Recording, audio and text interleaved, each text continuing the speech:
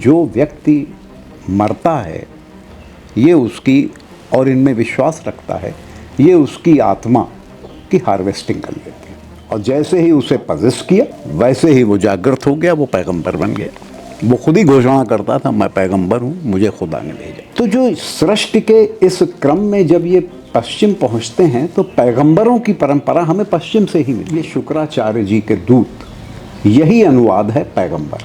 अगर आप कहें डिक्शनरी खोलें तो लोग कहते हैं साहब पैगंबर माने अवतार, या कहीं लिखा हुआ अवतार माने पैगंबर। ये गलत है। पैगंबर इस शुक्र दूत, क्योंकि पैगंबर का खुदा असुर गुरु शुक्राचार्य हैं। असुर ये समझ लेते हैं, तीसरी बार भी उसको मार देते हैं, और मार के अबकी उसको जला देते हैं, और जला के उसकी राख को शराब में मिला देते हैं, और शराब में मिला करके शुक्राचार्य जी को ही पिला देते हैं। ये शिव से कहते हैं कि तुमने पूरी सृष्टि में परमात्मा तुम ही हो, मैं तुम्हें जानना चाहता हूँ। तो कहते हैं शिव ने इन्हें अपने उदर में लीन लिया। जब ये पेट में चले गए तो ये 5000 वर्ष भगवान शिव के पेट में उदर में रहे, और ये भगवान शिव के वीर या शुक्र के रूप में ये बाहर आए। तब से इनका नाम शुक्राचार्य पड़ा। बायोलॉजिकली मेरे शरीर में डीएनए है रावण का, जो खुद भरद्वाज गोत्र था। असुरों में कोई सीमा नहीं है, वहां बहनी ब्याह लो। कुछ मजहब ऐसे हैं जो इस परंपरा को मानते हैं।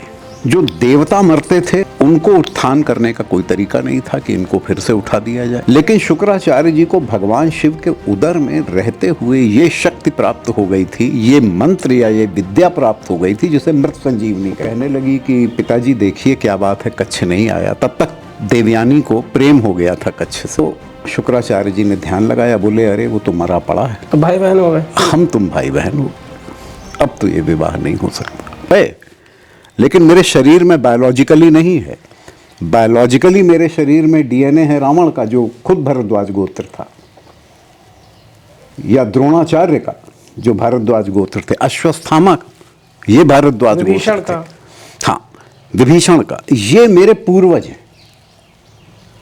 तो हमारे यहाँ पूर्वजों में 7 पीढ़ी में अवॉइड किया जाता है कि विवाह ना हो, और समगोत्र में नहीं होता है, समगोत्री नहीं होता है, और माता के पक्ष पे भी गोत्र है तो नहीं होगा, नहीं होता है। बिल्कुल सही बात है कि अगर हमारी माँ भारद्वाज हैं, कात्यायन थी और मैं भारद्वाज हूँ, और मैं अपने बेटे का विवाह कर रहा हूँ, तो मैं कात्यायन में नहीं कर सकता क्योंकि मात्र कुल है।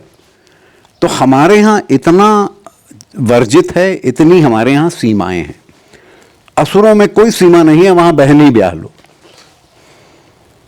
ये परंपरा पुराणों में उल्लिखित है। तो कुछ मजहब ऐसे हैं जो इस परंपरा को मानते हैं। अब आइए, शुक्राचार्य जी के लिए कहा जाता है कि महाभारत में एक यज्ञ का उल्लेख है। इसमें त्रैवेद, वेद त्रयी का पाठ हो रहा था, ऋग, यजुर और साम। इस वेद त्रयी के पाठ में शुक्राचार्य जी भी बैठे थे। हमारे यहाँ अथर्व वेद की मान्यता नहीं है, यद्यपि वेदव्यास ने 4 वेदों का संपादन किया है, लेकिन वेदव्यास इनके रचयिता नहीं है। वेदव्यास ने इसे संपादित किया है। वो जो ज्ञान इस भारत खंड, भारत भूमि में था, उस ज्ञान का संपादन 4 वेदों में हुआ। इसीलिए 400 ऋचाएं ऋग्वेद की सामवेद में हैं, यजुर्वेद की सामवेद में हैं, सामवेद की ऋचाएं यजुर्वेद में हैं, लेकिन ऋग, यजुर और साम की कोई भी ऋचा अथर्व में नहीं है। अथर्व अपने आप में इंडिपेंडेंट है, अलग है। इसे असुर गुरु शुक्राचार्य का वेद भी माना जाता है। और बहुत लोग मानते हैं कि जो अब्राहमिक फेथ्स हैं, इनकी जेनेसिस, इनका मूल अथर्व वेद में है, क्योंकि इसमें टोना, टटका, चमत्कार, जादू, इन सब का उल्लेख है। और किन शक्तियों से ये संपादित किए जाते हैं, किस प्रकार इनका ऑपरेटिंग मैकेनिज्म है, ये सब चीज़ें उनमें बताई गई। तो कहते हैं कि जब महाभारत के समय वो यज्ञ चल रहा था, इस यज्ञ का उल्लेख है वन पर्व में, सारे ऋषि बैठे थे और आहुतियाँ डाली जा रही थी। उसी समय शुक्राचार्य जी भी वहीं बैठे हुए थे। तो हमारे यहाँ पे है कि आप उच्चारण करके तब आहुति डालेंगे, क्योंकि श्रवण परंपरा है, सब सुने। ये बड़बड़ा करके आहुति डाल रहे थे, तो लोगों ने इन्हें पकड़ा कि ये हो क्या रहा है। तो मालूम पड़ा ये अथर्ववेद के मंत्र पढ़ के आहुति डाल रहे थे। तो इनको तुरंत ब्लैक लिस्ट किया गया और उस यज्ञ से ही नहीं निकाला गया, बल्कि कहते हैं इन्हें भारत भूमि से ही निकाल दिया गया। अब ये पश्चिम चले गए। पश्चिम स्वाभाविक है कि भारत में अगर आप बैठे हैं तो पश्चिम ईरान, इराक, सऊदी अरब और आगे यूरोप, यही सब है जी। तो कहते हैं जब ये पश्चिम गए तो वहाँ इनको बड़ी डिसोलेट वीरान सी ज़मीन दिखी। कुछ लोकल देवी देवता थे जिनकी पूजा होती थी।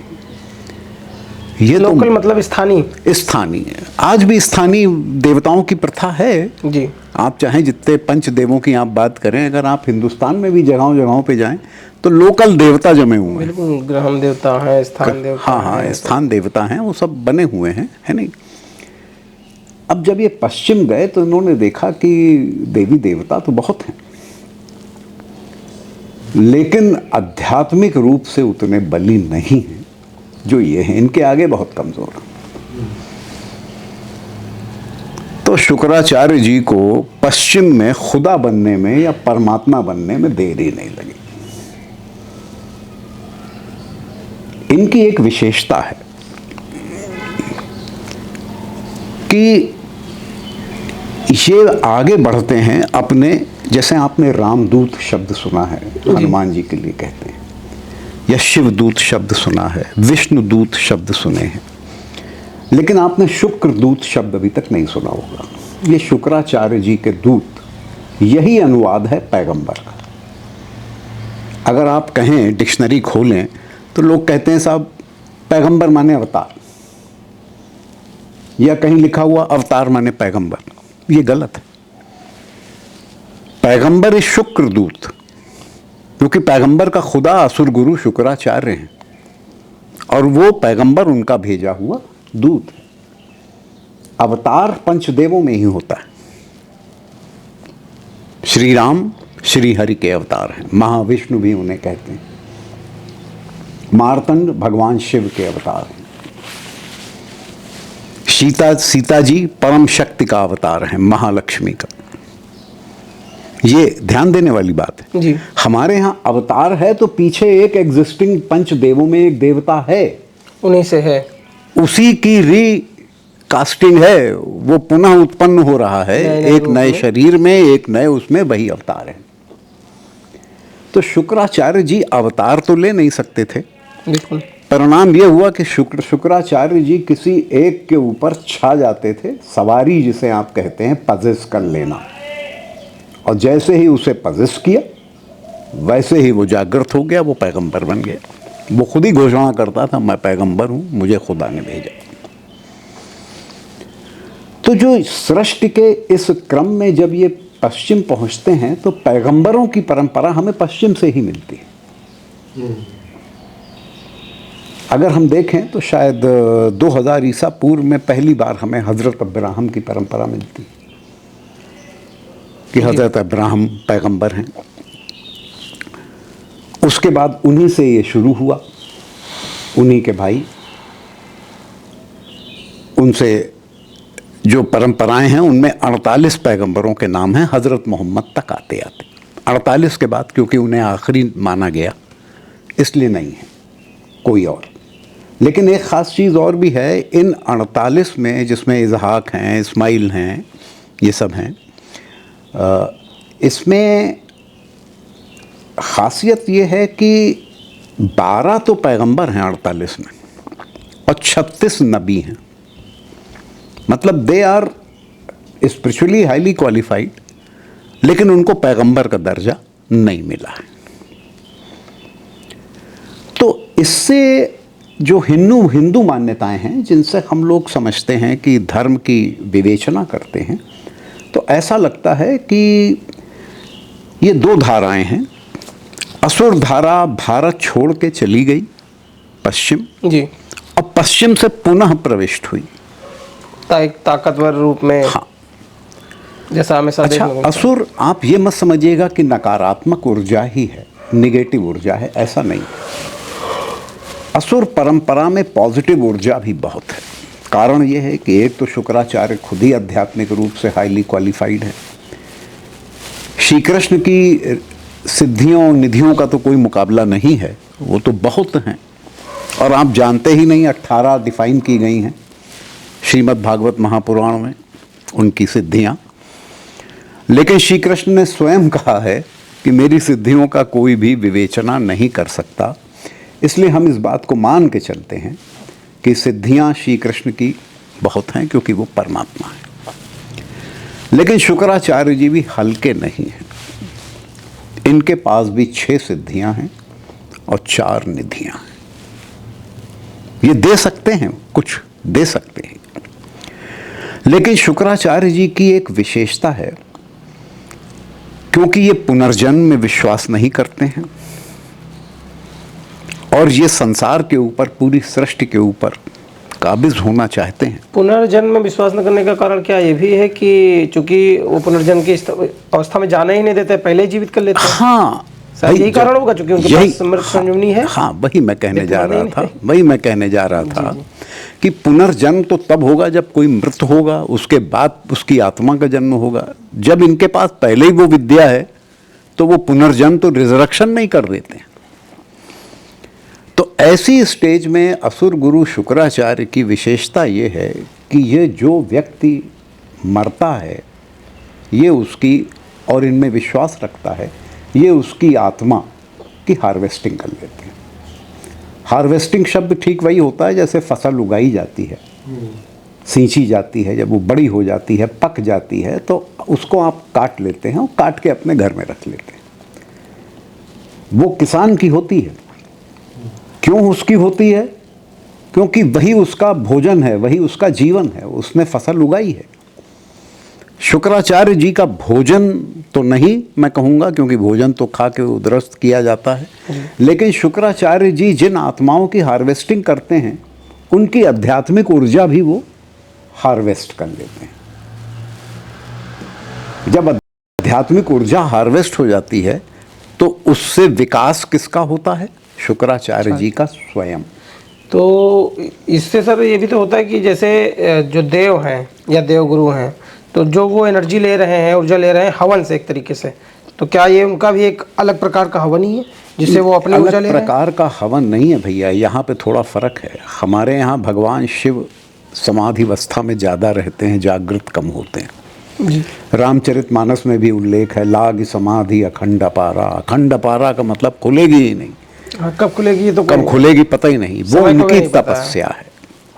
या ये भी कहा गया है कि तप बल शंभु करहि संगारा और तप बल विष्णु पालनहारा।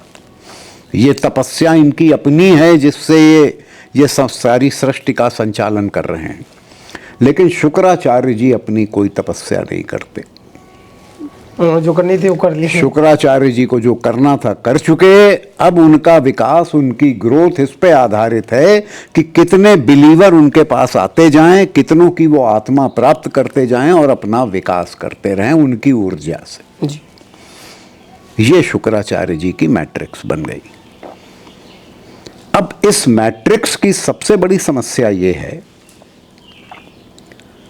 कि जो आत्माएं इनके पास होल्ड हो जाती हैं जी, उन आत्माओं को न मोक्ष मिलता है, न स्वर्ग मिलता है, न नरक मिलता है,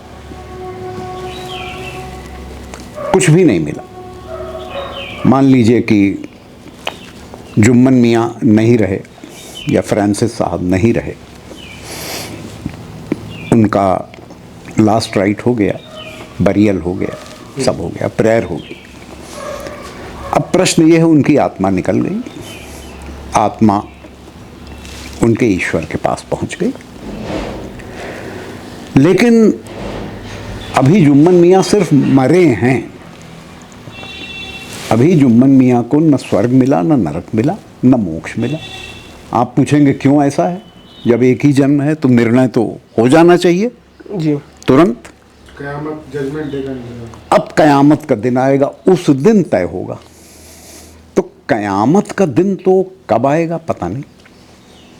प्रलय सृष्टि का जो लोग इस प्रलय या इस कयामत में विश्वास रखते हैं, अगर मैं मुसलमान हूँ तो 1450 साल 1450 साल से ही मेरा धर्म है, और मैं ये मानूंगा कि सबसे पुरानी जो आत्मा है हमारे यहाँ वो 1400 साल पुरानी होगी, जी जब शुरू में लोगों ने कबूला होगा, इस्लाम माना होगा। अगर मैं ईसाई हूँ तो मैं ये मान सकता हूँ कि सबसे पुरानी जो आत्मा होगी, जो हज़रत ईसा मसीह में विश्वास करती होगी, वो 2100 साल पुरानी होगी, जितना हज़रत को हुए टाइम हुआ। अगर मैं ज्यू हूँ, यहूदी, तो मैं ये विश्वास करूँगा कि हज़रत मोसेस 1200 ईसा पूर्व में हुए थे। 3000 साल पुरानी आत्मा होगी। अगर मैं हज़रत अब्राहम को भी मैं पैगंबर मानता हूँ और अपने को अब्राहमिक कहता हूँ, तो बहुत ज़्यादा 4000 साल पुरानी आत्मा होगी। लेकिन इस 4000 साल में ना उसे मोक्ष मिला, ना उसे स्वर्ग, ना नरक, क्योंकि अभी तो 4000 साल पुरानी है, हो सकता है 40,000 साल पुरानी हो जाए, हो सकता है ये 4 लाख साल पुरानी हो जाए, प्रलय आए ही ना। कोई ज़रूरी है प्रलय आए? फिर सनातन धर्म में पूर्ण प्रलय का विधान ही नहीं है, हमारे यहाँ पूर्ण प्रलय आती नहीं है, इनके यहाँ पूर्ण प्रलय जरूरी है, तभी तो निर्णय होगा। जी हमारे यहाँ युग बदलते हैं, सतयुग, त्रेता, द्वापर, कलयुग। इसमें आंशिक प्रलय होती रहती है, सृष्टि का एक हिस्सा सरवाइव करता है।